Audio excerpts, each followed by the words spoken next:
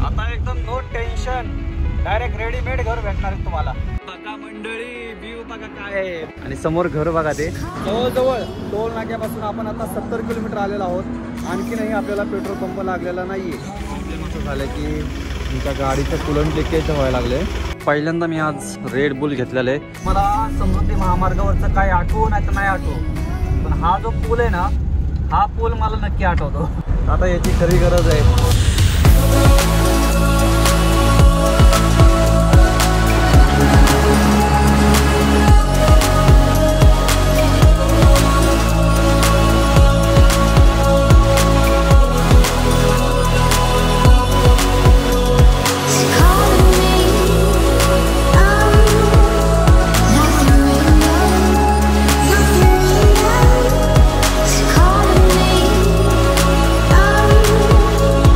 सुप्रभात मंडळी, स्वागत आहे आपल्या आणखी एका नवीन व्हिडिओ मध्ये। तर सगळ्यात पहिल्यांदा तुम्हाला जे दाखवतो ते बघा, सुंदर असा सूर्योदय झालेला आहे आणि मी आता आहे बरोबर समृद्धीच्या स्टार्टिंगला। मुंबई मधून स्टार्ट होतो। आज आपण नॉन स्टॉप पूर्ण समृद्धी महामार्ग कव्हर करण्याचा प्रयत्न करणार आहोत, जे की इथून जवळजवळ 750 किलोमीटरचं अंतर आहे। बाकी हे जे मी बोलतोय ते कुणी करू नका, ट्राय अजिबात करू नका, कारण की मी याच्या अगोदर केलेलं आहे। समृद्धीवरून नागपूरवरून मी सिन्नर पर्यंत नॉनस्टॉप आलेलो आहे, त्याच्यामुळे एक्सपिरियन्स आहे, त्याच्यामुळे अनुभव आहे। पण जर तुम्ही नवीन करत असाल, नवीन ट्राय करत असाल तर अजिबात करू नका, कारण की सरळ सरळ रस्ते झोप लागायची शक्यता आहे। त्याच्यामुळे कंटिन्यू असा प्रवास करू नका कुणी, ब्रेक घेऊन घेऊन करा। मला जायचंय ओडिसाला, त्याच्यामुळे मला कव्हर करणं पण गरजेचं आहे। आणि ह्या रस्त्याला कुठं कुठं पेट्रोल पंप आहे, किती पेट्रोल पंप लागणार आहेत, आपल्याला टोल किती लागणार आहे, हे सगळं तुम्हाला ह्या ब्लॉग मध्ये पाहायला भेटणार आहे। आणि चॅलेंज करणार आहोत आपण, आणि आपल्याला किती वेळ लागतो पोहोचायला नागपूरला हे सुद्धा तुम्हाला पाहायला भेटणार आहे। चला मंडळी, सुरुवात करूयात आपल्या प्रवासाला।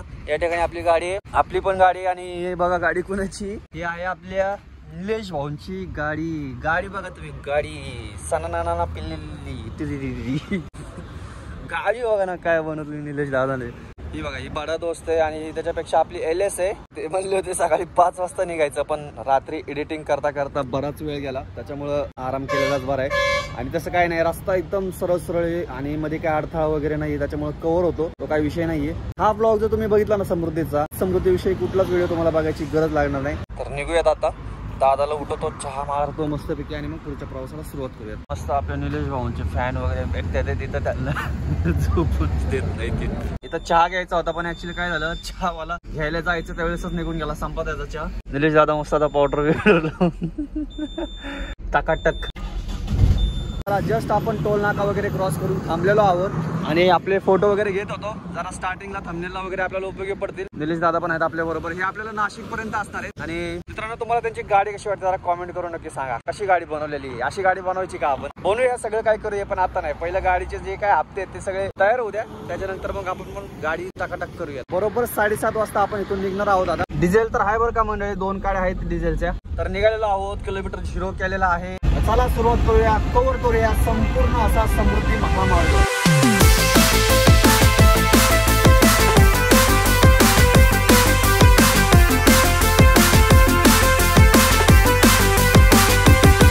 मंडळी, पहिला बोगदा लागतोय आपल्याला, हा अंबरचे बोगदा म्हणून लागलाय हा आपल्याला, होऊ शकता।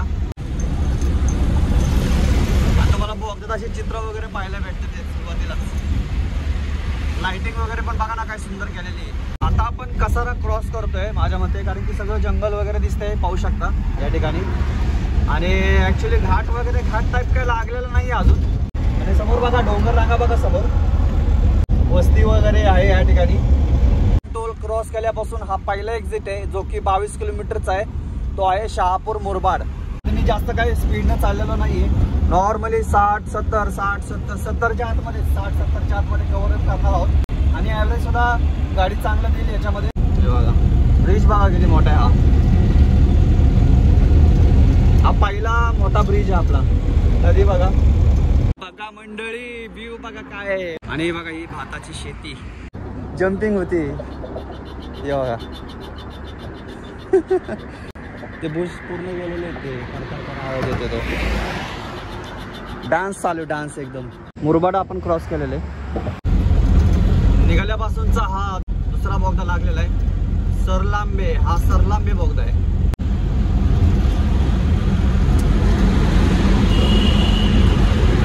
लाईट लावलेला नाही, एकदम लाईटी लावलेल्या वगैरे आहेत. आणि इथं सोय पण बघा ना, सोय वगैरे इमर्जन्सीसाठी कॉलिंगसाठी सुद्धा सोय केलेली आहे. तिसरा बोगदा लागलेला आहे आपल्याला, जो की आता नाशिकच्या जवळजवळ, आणि हा शिरोळ टनल म्हणून आहे, शिरोळ बोगदा आहे. सेमच आहे, सेम. डोळ्यांची अशी आग होते ना, 2 वेळा उठवलं माणसानं माहिती का. गाडी पुढे घे, गाडी मागे घे. बरोबर टोल नाक्यापासून निघून आपल्याला आता 51 किलोमीटर झालेलं आहे, पण अजून सुद्धा आपल्याला काय पेट्रोल पंप वगैरे लागलेला नाहीये. त्याच्यामुळं एक गोष्ट समजू शकते तुम्हाला की गाडीमध्ये डिझेल असणं किती आवश्यक आहे. नाहीतर मग इथं एक्झिट मारायला पण आता काही चान्स नाहीये, असा विषय आहे. कारण सगळं जंगलच आहे इकडं. हे बघा मंडळी, थांबलो होतो आता आपण नाशिक किती इथून? इगतपुरी. हा, इगतपुरीच्या जवळ आहोत. आणि व्ह्यू बघा काय आहे, आणि समोर घर बघा. ते कुणाला राहायला आवडेल तिथं. एकच घर आहे फक्त बरं का तिथं, त्या ठिकाणी. बाकी तुम्हाला घर नाही दिसणार इथं कुठं. तिकडे आहे, पलीकडे आहे बघा, तिकडे तिकडे तिथं पण आहे, आणि एक इथे आहे. काय व्ह्यू आहे बघा. आणि समोर नदी वगैरे, परत या ठिकाणी पण नदी बघा, इकडं पण नदी आहे, दिसले का. आणि जो काय व्ह्यू आहे तो सगळा तुम्हाला या नाशिक रोड पर्यंतच, बाकी पुढे मग काय नाही, पुढे एकदम मोकळं रान आहे. चला, ही निलेश भाऊंची मालकीनबाई, आपल्या मालकीनबाई आहेत महाग. पर्यंत मंडळी आपण 3 बोगदे क्रॉस केले, आणि हा जो आहे हा आहे 4था बोगदा, जो आहे वाशाळा बोगदा. आणि बघा त्याच्यावरती चित्र वगैरे कसे केलेले आहेत, एकदम आदिवासींचे जे कला आहे, आदिवासी कला आहे, ती या ठिकाणी तुम्हाला पाहायला भेटेल या बोगद्यामध्ये. इगतपुरीचा जो कसारा घाट आहे, कसारा घाट अजिबात जाणवलेला नाहीये.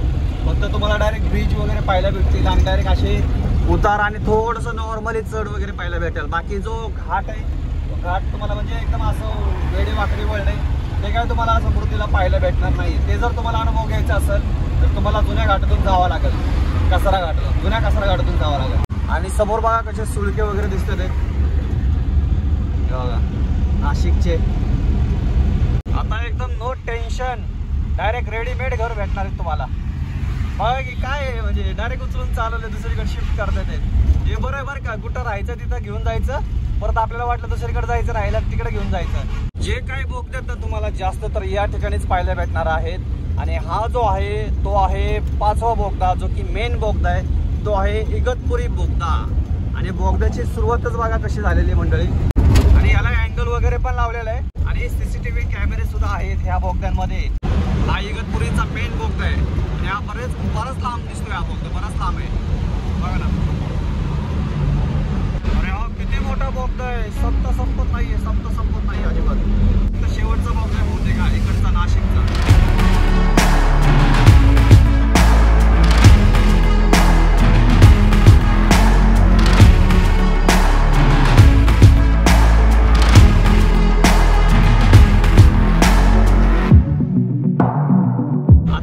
बाहेर पडलोय मंडळी आपण. हा निघाल्यापासूनचा दुसरा एक्झिट आहे, जो आहे इगतपुरीचा. इगतपुरी आणि नाशिकसाठी इथून तुम्हाला एक्झिट होतं. आणि जवळजवळ टोल नाक्यापासून आपण आता 70 किलोमीटर आलेलो आहोत.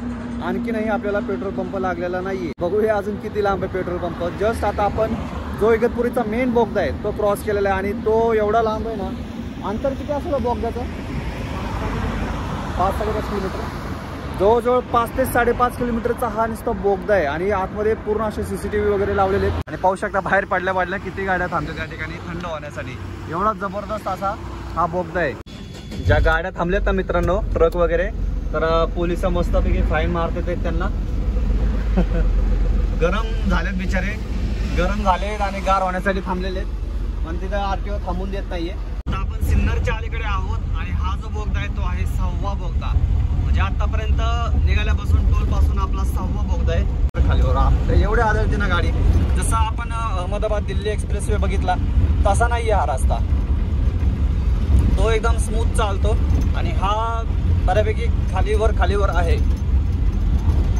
मंडळी इकडे अपघातांची मालिका कायम सुरू असते ह्या रोडला बघा. 3रा नंबरचा एक्झिट आहे, exit number 3 ME2 IC22 Nashik आणि घोटीसाठी. तुम्ही म्हणत असाल तू एवढ्या ठिकाणी थांबला आणि तू म्हणतो नॉनस्टॉप गाडी चालवतोय, तर ऍक्च्युली तुम्ही पण बोर झाला असता, त्याच्यामुळे त्या पुलापाशी वगैरे थांबलो. नाही तर काय कंटिन्यू चालवलं काय मला हरकत नव्हती. तर आता थोडंसं थांबूयात, बघूया नाश्ता वगैरे काय करता येतोय का. नाही तर पुढे पेट्रोल पंप अजूनही नाही लागलेला आपल्याला. पुढे पेट्रोल पंप लागेल, मग त्या ठिकाणी बघूया. आता काय नियोजन होतंय ते आपले निलेश दादा सांगतील. त्यांच्या गाडीची एक इंजिन लाईट लागायला लागली, काय प्रॉब्लेम झाला काय माहिती, बघावं लागेल. चला बघून येऊयात. प्रॉब्लेम असा झाला की तुमच्या गाडीचं कुलंट लिकेज व्हायला लागले, तर ते पहिलं बघणं गरजेचं आहे. तसं तर त्यांना एक्झिट सिन्नरला करायचं होता, पण आता याच्यामुळं लवकर एक्झिट करावं लागेल. इकडं आता घोटीमधनं एक्झिट करतात आहेत. नाश्ता वगैरे बघूया आता पुढच्या ट्रिपमध्ये होईल आपला, पण हे करणं गरजेचं आहे पहिलं, लिकेज व्हायला लागलं. चला भेटू परत. आतापर्यंत आमचा कॉन्टॅक्ट फक्त फोनवरती बरेच म्हणजे ट्रिपांचं वगैरे पण झालं, पण आता ही फर्स्ट टाईम आमची भेट होती. बरं वाटलं भेटून दिली आम्हाला. तर आता हे एक्झिट करतील, आपण पुढं निघूयात हळूहळू. पुढं पेट्रोल पंपावरती थांबून नाश्ता वगैरे चहा वगैरे घेऊया. बारीक लक्ष देणं खूप गरजेचं असतं, कारण लगेच प्रॉब्लेम कळाला तर लगेच त्याच्यावरती काहीतरी सोल्युशन भेटतं. मग ते ढकलत नेलं तर मग ते जास्त वाढीव होतं.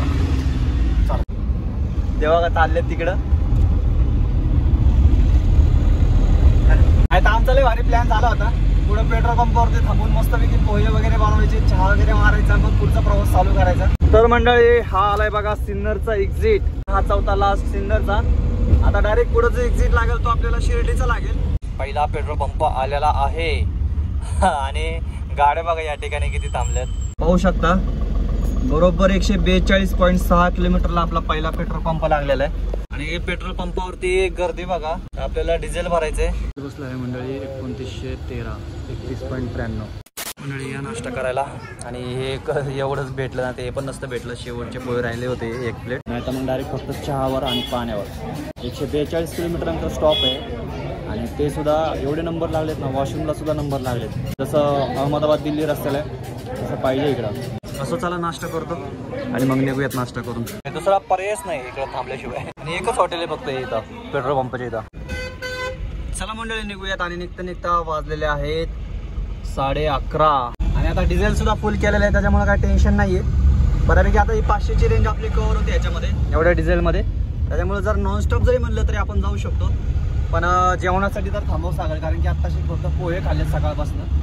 आणि पोहे बघा किती वाजता खाल्लेत, 11:30 वाजता खाल्लेले आहेत. त्याच्यामुळं मला वाटतं 2 ते 3च्या दरम्यान आपण थांबूयात. तरी पण भूक असेल तर थांबल, नाही तर मग नाही थांबणार. मग डायरेक्ट कव्हर करू समृद्धी. नवीन कोणी समृद्धीने प्रवास करणार असेल, आपण डायरेक्ट समृद्धीवर चालल्यावरती डिझेल वगैरे भरू तसा विचार अजिबात करू नका. अगोदर डिझेल भरून घ्या. जवळजवळ 150 किलोमीटरच्या पास 150 किलोमीटरच्या जवळजवळ तुम्हाला पेट्रोल पंप लागणार आहे. 5वा एक्झिट आहे. डायरेक्ट जातो शिर्डी कोपरगाव. जर व्हिडिओला 10,000 लाईक्स आले तर आपण त्या बाजूचा रिटर्नचा सुद्धा आपण एक स्पेशल व्हिडिओ बनवूयात. त्या रोडला किती पेट्रोल पंप आहेत आणि बोगदे तर काय सेमच असणार आहेत. पेट्रोल पंप कोणत्या कोणत्या ठिकाणी ते तुम्हाला पाहायला भेटणार आहे. आणि काय फ्री आहे, काय पैसे लागत नाही लाईक करायला. पहिला पेट्रोल पंप जो लागला होता आपल्याला तो 142.6 का 7 किलोमीटरला लागला होता. आणि हा जो पेट्रोल पंप आहे हा सेकंड पेट्रोल पंप आहे, जो शिर्डी क्रॉस केल्यानंतर लागतो. तो आपल्याला लागला आहे तिथून आता बरोबर 200 किलोमीटर झालेले, म्हणजे 58 किलोमीटरला बरोबर हा दुसरा पेट्रोल पंप लागलेला आपल्याला. मोठ्या गाड्याला सुद्धा पार्किंगला व्यवस्था आहे आणि नाश्त्यासाठी पण बऱ्यापैकी आहे, चांगलं आहे. गाड्या वगैरे थांबलेल्या आहेत, भरपूर आहेत, हॉटेल वगैरे आहे. भूक पण काय लागलेलं नाही, पाणी पण घेतलेलं आहे बरोबर. त्याच्यामुळं आपण काय थांबणार नाही हो तिथं. आता डायरेक्ट पुढच्या पेट्रोल पंपाला बघू. जर वॉशरूमला वगैरे थांबायचं असेल तरच थांबणार, नाहीतर मग डायरेक्ट त्याच्या पुढच्या पंपावरती. ते पण भूक लागली तर, नाहीतर मग डायरेक्ट नागपूर एक्झिट. एवढं करणार आहोत आपण. हा आला बघा 6वा एक्झिट, वैजापूर जांभरगाव. 7 नंबर एक्झिट सारंगगाव काहीतरी आहे, कारंजगाव एक्झिट आहे हा 7 नंबरचा. मला वाटतं ज्या वरती नंबर दिसतात ना तुम्हाला 19, 18, 17, 16, तर ते मला वाटतं नागपूरवरनं असे मोजत आलेले आहेत का काय माहिती. पण आपण ह्या बाजूने मुंबईच्या बाजूने आपण सगळे एक्झिट मोजतोय. आतापर्यंत आपण 7 एक्झिट पाहिलेले आहेत. आणि मंडळी समृद्धीची तुम्हाला मी थोडीशी डार्क रियालिटी पण दाखवत होती कशी आहे. ह्या रस्त्याला अपघात किती होते ते सुद्धा मी दाखवतो तुम्हाला.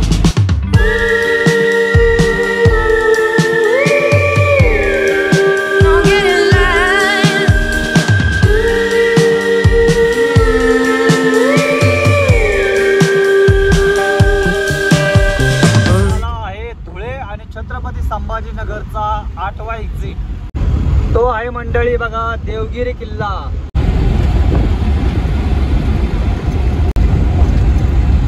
छत्रपती संभाजीनगर मधला जो की आहे टनल नंबर 7.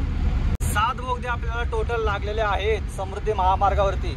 कारण याच्या पुढे मी प्रवास केलेला आहे, याच्या पुढे काय बोगदा वगैरे काय नाहीये. सरळ आता एकदम मोकळं राहणे. आता आणि पेट्रोल पंप बहुतेक एखादा मिस झाला का काय मला समजा नाही, तुम्हीच सांग मला कॉमेंट करून. मंडळी हे आला बघा तिसरा पेट्रोल पंप. क्लोज लय हार्ड जायला लागला राव मित्रांनो, काय समजा नाही मला काय करावं. आता रनिंग जी आहे ती झालेली आहे 292 किलोमीटर निघाल्यापासून. आणि जो लास्ट पेट्रोल पंप होता त्याच्यानंतर हा जो पेट्रोल पंप आलाय तो आहे 92 किलोमीटरचा फरक आहे दोघांमध्ये.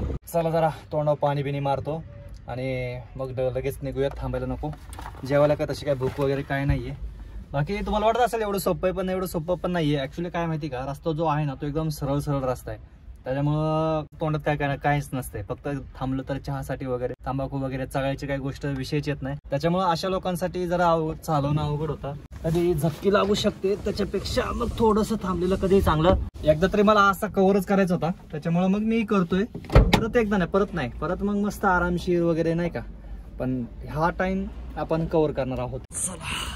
टायर बघूयात, गरम नाही झाले काय टायर, एवढं काय लोडच नाही गाडीमध्ये. मोजून फक्त 400 किलो लोड असेल, 400 पण नसेल, 300 किलो लोड असेल. अजिबात गरम नाही टायर. चला मंडळी निघूयात. बरोबर 10 ते 15 मिनिटाचा आपला ब्रेक झालेला आहे आणि गाडी पण जराशी शांत झाली. किती वाजले, 2 वाजले बरोबर आता. हो लागलो परत समृद्धीला. No tension. जरा साळा होता घालवलाय आता. रुपया नाही फटाफट. एक्झिट नंबर 9 पण कोणतं हे, तिला काय नाव पण नाही दिलं. शेंद्रा आहे शेंद्रा. इथंच मध्ये कसं काय एवढं पाणी आलं बरं, मला काही समजा नाही. कुणाला माहिती असेल तर सांगा. आपण जालन्याच्या अलीकडे आहोत, अचानक एवढं पाणी दिसायला लागले.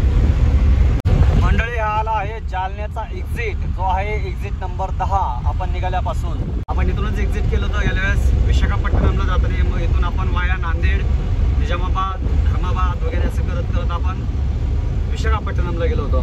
चौथा पेट्रोल पंप जो की आता आपण 92 आणि +8 म्हणजे 330. आणि हा सगळ्यात जवळचा पेट्रोल पंप आलाय. हा जवळ आला आहे, म्हणजे मागचा जो पेट्रोल पंप होता त्याच्यापेक्षा हा फक्त आणि फक्त 42 किलोमीटर वरती आपल्याला हा चौथा पेट्रोल पंप लागलेला आहे. आणि आतापर्यंत आपण 4 पेट्रोल पंप कव्हर केलेले आहेत 334 किलोमीटर मध्ये. आतापर्यंत तुम्हाला व्लॉग कसा वाटला कमेंट करून सांगा. जर आतापर्यंतचा प्रवास आवडला असेल तर लाईक करा, नवीन असाल तर सबस्क्राईब करा. ही जी सिरीज आहे आपली ती आहे जवळजवळ 1700 किलोमीटरची. आणि पुढच्या तुम्हाला तर आता कळालंच असेल, जे मला इन्स्टाला फॉलो करतात त्यांना कळालंच असेल मी कुठं चाललंय. मी बाकी जे करत नाहीत त्यांनी करा, त्याच्यावरती पण मी आता रील्स टाकण्याचा प्रयत्न करतोय. सुंदर अशा रील्स तुम्हाला पाहायला भेटणार आहेत. एन्जॉय करा, असे मस्त फुले तुम्हाला पाहायला भेटतील या प्रवासात. अजून इथून नागपूर 373 किलोमीटर आहे बघा. जालन्यानंतरचा एक्झिट नंबर 11 सिंदखेड राजा आणि देऊळगाव राजा. व्ह्यू बघा कसा आहे नदीचा, ओके का नाही. अख्खी गाड्या आलते राव इकडं गादा. पाणी पण बघा ना कसं आहे स्वच्छ. असं सगळं पाहायला भेटतं बघा, नदी वगैरे. आता इथं आंघोळीला भारी बरं कसं आहे, पण जाणार कसं खाली उतरता यायचं नाही.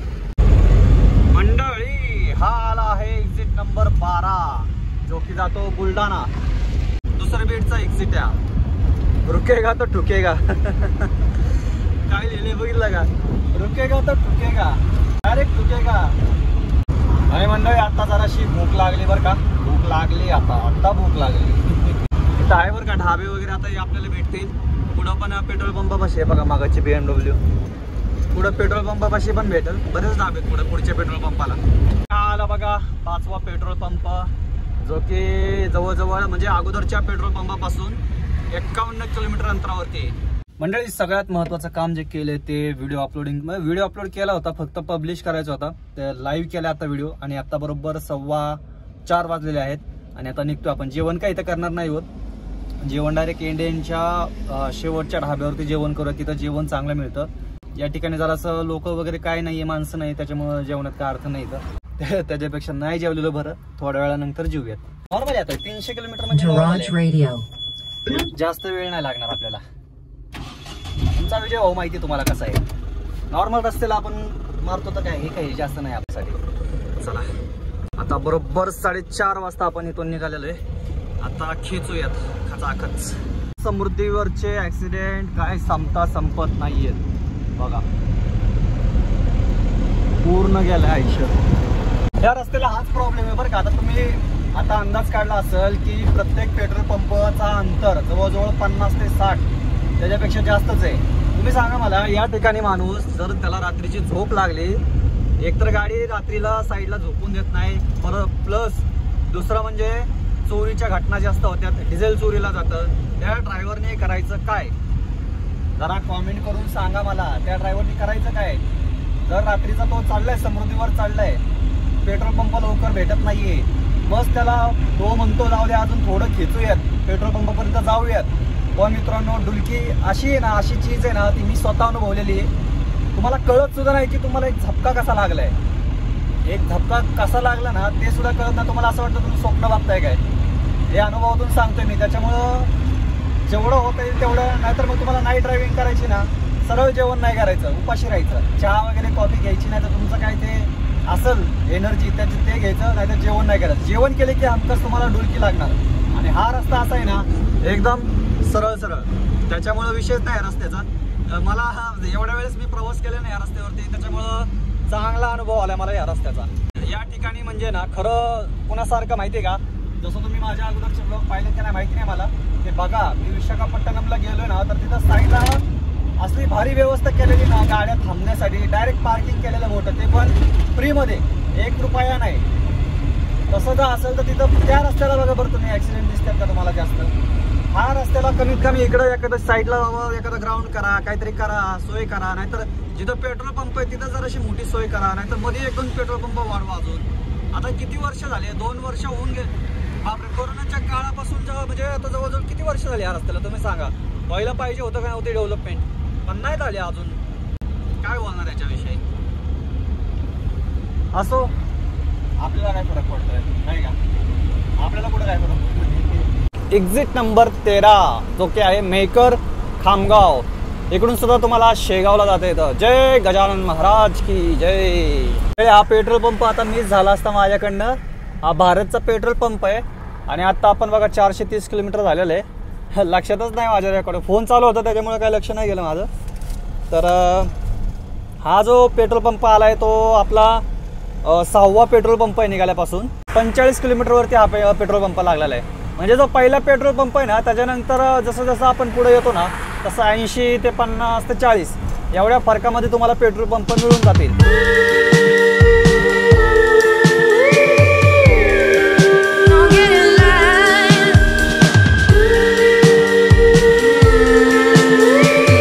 मंडळी, थांबण्यास कारण असं की तुम्हाला दाखवायची आहे एक गोष्ट. चला दाखवतो. हे बघा, सनसेट बघा, पूर्ण तांबड तांबड झाले एकदम. आपल्या मुंबईपासून निघाल्यापासून एक्झिट नंबर 13 वाशिम आणि अकोल्यासाठी. हाल आहे बघा 14वा एक्झिट, सेलू बाजार प्लस अकोला. मागे सुद्धा होता बरं का अकोला आणि वाशिम, आणि इथून सुद्धा आहे सेलू बाजार. बहुतेक हा आहे का दुसरा आहे काय माहिती. तर मंडळी झालेला आहे बरोबर 500 किलोमीटर. मंडळी टाइम झालाय 6:45 आणि आता जस्ट एक फोन चालू होता त्याच्यामुळे आता एक एक्झिट गेला आपला. तो होता कारंजा लाडचा. तो काही शूट नाही केला मी, पण तो आपला 15वा एक्झिट होता कारंजा लाडचा. मंडळी हा आला बघा 7वा पेट्रोल पंप, जो की आलेला आहे जवळजवळ, हे बघा दिसत असेल तुम्हाला. हा पंप नाही आहे बरं का, ह्याच्या पुढचा पंप आहे बहुतेक तो, ज्या ठिकाणी जेवण वगैरे मस्त भेटतं. हा पंप नाहीये. हाच आहे का? अरे हाच पंप आहे यार, शिट. हाच पंप आहे, हाच पंप आहे. जाऊयात आतमध्ये, आतमध्ये घालूयात. हाच पंप आहे, माझ्या लक्षातच नाही आलं पटकन. हाच पंप आहे. गाडी कुठं लावायची? गाडी इथंच लावावं लागल. अरे यार, अशीच लावली असते गाडी रिव्हर्स.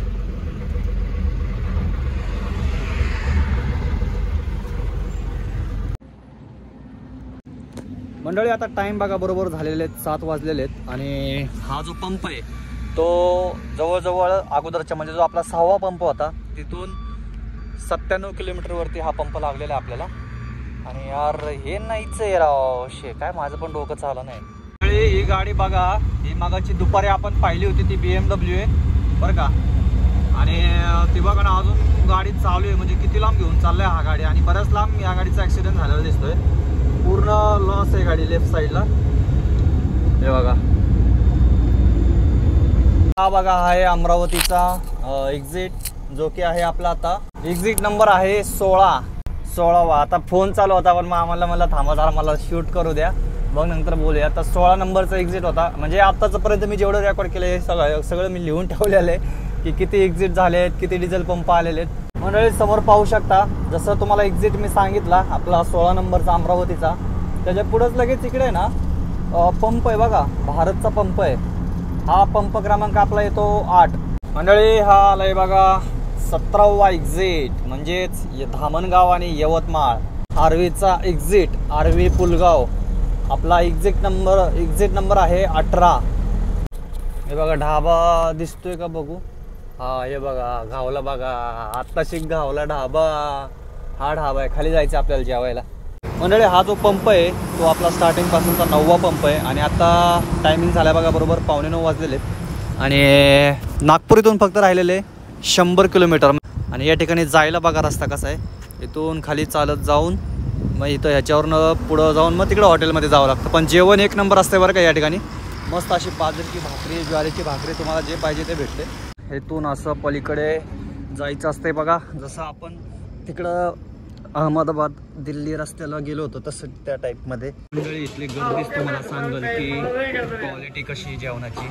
मंडळी या जेवणाला मस्त अशी गरमागरम बाजरीची भाकरी आणि मटकी घेतलेली, मस्त जेवण होणार आहे आज. टेस्ट करूया.